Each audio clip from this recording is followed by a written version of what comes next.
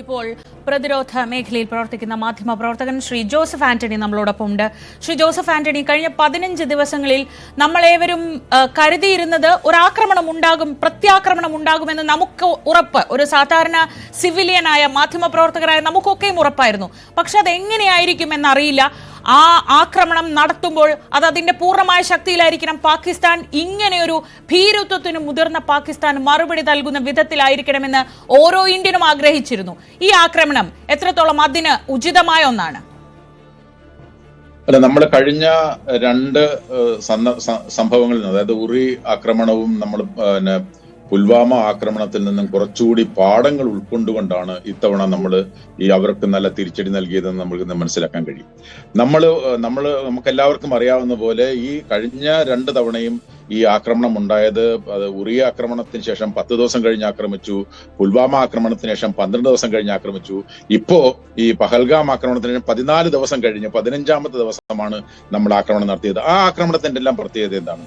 നമ്മൾ ഇത്തവണ നമ്മുടെ അതിർത്തിക്കുള്ളിൽ നിന്നുകൊണ്ട് ഈ പ്രധാനപ്പെട്ട ഈ ഭീകര കേന്ദ്രങ്ങളായിട്ടുള്ള ബഹവൽപൂരിലും മുരിദ്കയിലും ഒക്കെ, അതായത് ജെയ്ഷെ മുഹമ്മദിന്റെയും ലഷ്കർ ഇ തൈബയുടെയും ഒക്കെ കേന്ദ്രങ്ങളെ തകർക്കുന്ന തരത്തിലുള്ള വളരെ പ്രിസിഷൻ അറ്റാക്കാണ് നടത്തിയിരിക്കുന്നത്.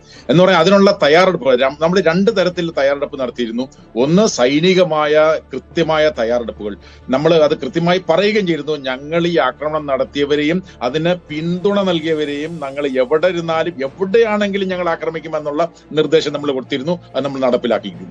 രണ്ടാമത്, നമ്മൾ അതോടൊപ്പം തന്നെ നമ്മൾ നടത്തുന്ന ആക്രമണങ്ങൾ എന്തുകൊണ്ട് ആക്രമണം നടത്തുന്നു എന്ന് ലോകത്തെ മനസ്സിലാക്കുന്നതിന് വേണ്ടിയിട്ടുള്ള ഡിപ്ലോമാറ്റിക് ആയിട്ടുള്ള എഫേർട്ട് പ്രധാനമന്ത്രി മുതൽ വിദേശകാര്യ സെക്രട്ടറി വരെയുള്ള ആളുകൾ കൃത്യമായി നടത്തിയിരുന്നു.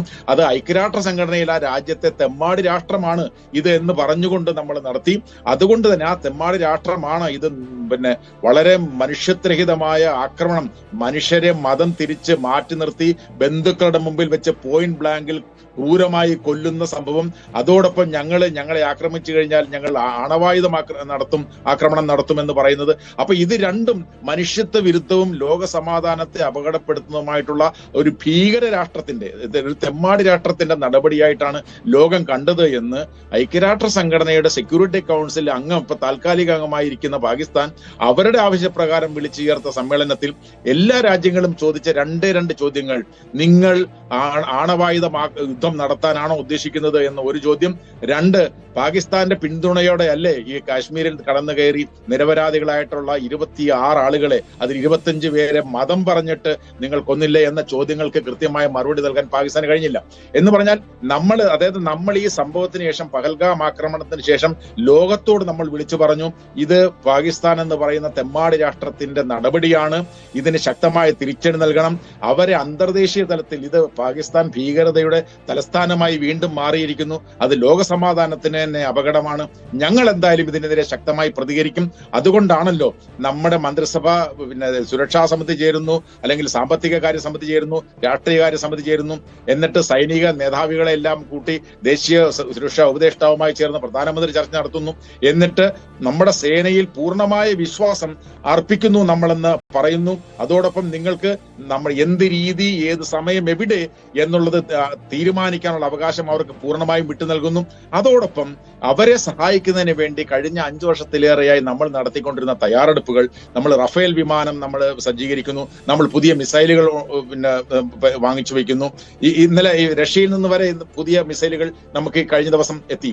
അപ്പൊ നമ്മളിപ്പോ ഉപയോഗിച്ചിരിക്കുന്ന സ്കാൽപ് ഹാമർ മിസൈലുകൾ വളരെ പ്രിസിഷനായിട്ട്, അതായത് എവിടെ ചെന്ന് പതിക്കണമെന്ന് വളരെ സൂക്ഷ്മമായി മനസ്സിലാക്കി ചെന്ന് പതിക്കുകയും ചെന്ന് പതിക്കുന്ന ഇടത്ത് വൻ നാശം വരുത്തുകയും ചെയ്യുന്ന മിസൈലുകളാണ് നമ്മൾ ഉപയോഗിച്ചിരിക്കുന്നത്. അപ്പൊ നമ്മുടെ റഫാൽ വിമാനങ്ങളിൽ നിന്നും മറ്റു വിമാനങ്ങളിൽ നിന്നൊക്കെ വളരെ കൃത്യമായി നമ്മൾ ഉദ്ദേശിച്ച 9 കേന്ദ്രങ്ങൾ, നമ്മൾ മനസ്സിലാക്കേണ്ട കാര്യം, ഏകദേശം 5 കേന്ദ്രങ്ങൾ പാകിസ്ഥാനും പാക് ഒക്കുപ്പൈഡ് കാശ്മീരിൽ 4 സ്ഥലങ്ങളിലും ആക്രമണം നടത്തിയതാണ്. അതായത് എന്ന് പറഞ്ഞാൽ നമ്മൾ ഇനി യാതൊരു കാരണവശാലും അത് പാകിസ്ഥാന്റെ ഏത് ഭാഗത്താവട്ടെ അവിടം കേന്ദ്രീകരിച്ചുകൊണ്ട് ഇന്ത്യക്കെതിരായി നടത്തുന്ന ഭീകരാക്രമണങ്ങളെ നമ്മൾ അനുവദിക്കില്ല, നമ്മൾ വച്ചു പൊറുപ്പിക്കില്ല എന്നുള്ള നിർദ്ദേശമാണ്. അത് തന്നെ ഇത് ഞങ്ങൾ ഞങ്ങൾ ഈ സംഭവത്തിന് ശേഷം ഞങ്ങൾ നടത്തുന്ന ആദ്യത്തെ വാർണിംഗ് ആണ്. തെമ്മാടി രാഷ്ട്രം എന്ന ഐക്യരാഷ്ട്ര സഭയിൽ സൂചിപ്പിക്കാനുള്ള ആർജവം ഇന്ത്യ പ്രകടമാക്കിയിട്ടുണ്ടെങ്കിൽ അത് ലോകത്തിന് മുന്നിൽ ഇന്ത്യ കൃത്യമായി വെളിവാക്കി മനസ്സിലാക്കുകയാണ് ആ രാജ്യം അത് ഭീകരവാദികളെ എത്രമാത്രം പ്രോത്സാഹിപ്പിച്ചു, അതിനുള്ള മറുപടിയാണ് നൽകുന്നതെന്ന്. രാഹുൽ ഈശ്വർ കൂടി ചേരുന്നുണ്ട്. ശ്രീ ജോസഫ് ആന്റണി തുടരണം. ശ്രീ രാഹുൽ ഈശ്വർ, ഉടയ്ക്ക് സ്വാമി തേങ്ങ എന്ന് പറഞ്ഞവർക്ക് മുന്നിൽ 15 ദിവസത്തെ സമയത്തിനൊടുവിൽ അത് തച്ചുടച്ചത് ഭീകര കേന്ദ്രങ്ങളെ തകർക്കാൻ വേണ്ടിയാണ് ഈ താമസമെടുത്തത്. കൃത്യമായി അത് സാധാരണക്കാരെ മാറ്റി അവരെ സംരക്ഷിച്ചുകൊണ്ട് തന്നെ ഭീകരവാദികളെ മാത്രം ലക്ഷ്യമിട്ടുകൊണ്ട് ആക്രമിക്കുക എന്നുള്ളതായിരുന്നു ഇന്ത്യയുടെ ലക്ഷ്യമെന്ന് കൃത്യമായി ബോധ്യപ്പെടുത്തുന്ന തരത്തിലുള്ള ഒരു ആക്രമണമല്ലേ ഈ സമയത്ത് ഇന്ത്യ നടത്തിയത്? രാഹുൽ, 100% ഒരു തീവ്രവാദി ആക്രമണത്തിന് എങ്ങനെ മറുപടി കൊടുക്കണമെന്ന് കൃത്യമായി ലോകത്തിന് മുമ്പിൽ വിവരിച്ചു കൊടുക്കുകയാണ് ഇന്ത്യ. ഇന്ത്യയുടെ ഏറ്റവും വലിയ മഹത്വം കൃത്യമായി തീവ്രവാദി ആക്രമണം അല്ലെങ്കിൽ കേന്ദ്രങ്ങളെ ആക്രമിച്ചു, ജോസഫ് ആന്റണി സാറ് പറഞ്ഞതുപോലെ. എന്നാൽ വളരെ റെസ്ട്രെയിൻറ്റോടുകൂടി തന്നെ പെരുമാറുകയും ചെയ്തു. എന്നിട്ട് നമ്മൾ പറഞ്ഞത് ഇത് ഫേസ് 1 ആണ്. പാകിസ്ഥാന്റെ റിട്ടാലിയേഷനെ ബേസ് ചെയ്ത് ബാക്കിയുള്ള ഫേസുകളും വരും എന്ന ശക്തമായ നിലപാടും കൂടി നമുക്ക് പറയാൻ കഴിയും. നേരത്തെ സൂചിപ്പിച്ചതുപോലെ പലപ്പോഴും ടെറർ കേന്ദ്രങ്ങളെ അതിശക്തമായി മാത്രം കേന്ദ്രീകരിച്ചുകൊണ്ട് അവിടുത്തെ സിവിലിയൻസിന് യാതൊരു ദോഷവും ഉണ്ടാക്കാത്ത രീതിയിൽ നമ്മൾ പാകിസ്ഥാനല്ല, അതായത് നമ്മൾ പാകിസ്ഥാനെ അന്താരാഷ്ട്ര സമൂഹത്തിന് മുമ്പിൽ എക്സ്പോസ് ചെയ്യുമ്പോൾ നമ്മൾ പാകിസ്ഥാൻ അല്ല എന്ന് വ്യക്തമായ മെസ്സേജ് കൊടുത്ത് അവിടുത്തെ ഒരു സാധാരണക്കാരനെയോ ടൂറിസ്റ്റിനെയോ അവിടുത്തെ ഒരു പാവപ്പെട്ടവന്റെയോ മേളിൽ യാതൊരു രീതിയിലുമുള്ള ദോഷം വരുത്താതെ എന്നാൽ പ്രിസിഷൻ സ്ട്രൈക്സ് എന്ന് നമ്മൾ പറയുന്ന അതിശക്തമായ രീതിയാണ്. 2, നമ്മുടെ ഇന്ത്യൻ ആർമിയുടെ അടക്കം സ്റ്റേറ്റ്മെന്റ്സ് നമ്മൾ ശ്രദ്ധിച്ചാൽ ഈ റെസ്ട്രെയിൻസ് അവിടെയും കാണാം.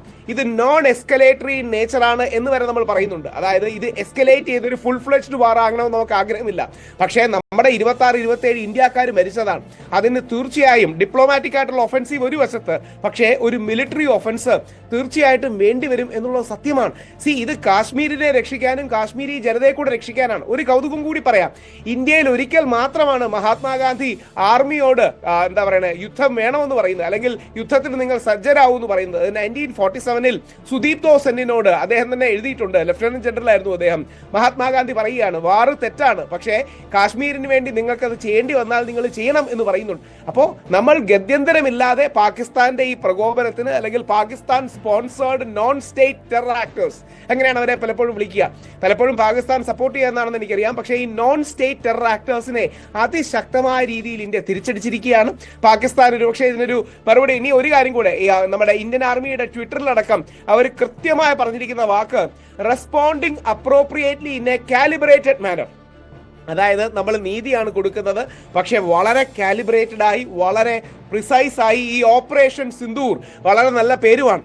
യഥാർത്ഥത്തിൽ നമ്മുടെ അവിടുത്തെ ഹിമാൻഷിയുടെ സിന്ദൂരം മാച്ചു കളഞ്ഞ, അതായത് ഹിമാൻഷി നർവാൾ എന്ന് പറയുന്ന നമ്മുടെ എല്ലാം വേദനയായി മാറിയ കല്യാണം കഴിച്ച 6-ാം ദിവസം വിധവയായ നമ്മുടെ നേവിയിൽ ഉണ്ടായിരുന്ന നമ്മുടെ സൈനികന്റെ ഭാര്യയുടെ ആ സിന്ദൂരം മാച്ചു കളഞ്ഞ ആ നടപടിക്ക് അതിശക്തമായ തിരിച്ചടിയാണ് കൊടുത്തിരിക്കുന്നത്. ആ ഓപ്പറേഷൻ സിന്ദൂർ എന്ന് പറയുന്ന വാക്കുപോലും വളരെ പ്രസക്തമാണ്. അതുകൊണ്ട് ഇന്ത്യ അതിശക്തമായ മറുപടിയാണ് കൊടുത്തിരിക്കുന്നത്. എനിക്ക് തോന്നുന്നു ഇത് നമ്മുടെ ഇന്ത്യയുടെ തന്നെ വിജയമാണ്, ഇന്ത്യൻ ആർമിയുടെ വിജയമാണ്, പ്രധാനമന്ത്രിയുടെ വിജയമാണ്, എല്ലാ പാർട്ടികളുടെയും വിജയമാണ്. കാര്യം നമ്മുടെ രാഷ്ട്രീയ പാർട്ടികളെല്ലാം പ്രധാനമന്ത്രിക്ക് കലവറയില്ലാത്ത പിന്തുണ കൊടുക്കുകയും അദ്ദേഹം എന്ത് നിലപാടും നടപടി എടുത്താലും അതിനോടൊപ്പം നിൽക്കുകയും ചെയ്യുമെന്ന് പറയുകയും ചെയ്തു. ഇപ്പോൾ ഒരു രാജ്യമെന്ന രീതിയിൽ ഇന്ത്യ ഒരുമിച്ച്, പ്രത്യേകിച്ച് ഒരു 99%, 1% അങ്ങോട്ടും ഇങ്ങോട്ടും ഒക്കെ അഭിപ്രായ വ്യത്യാസം കാണാം, പക്ഷേ 99%ഉം ഇന്ത്യ ഒരുമിച്ച് പാകിസ്ഥാന് അതിശക്തമായ നിലപാട് നടപടിയും കൊടുക്കുകയാണ്. പാകിസ്ഥാന്റെ സ്റ്റേറ്റ്മെന്റും പ്രൈം മിനിസ്റ്ററുടെ സ്റ്റേറ്റ്മെന്റ് വന്നിട്ടുണ്ട്, വളരെ വീക്കായ ഒരു സ്റ്റേറ്റ്മെന്റ് ആണ്.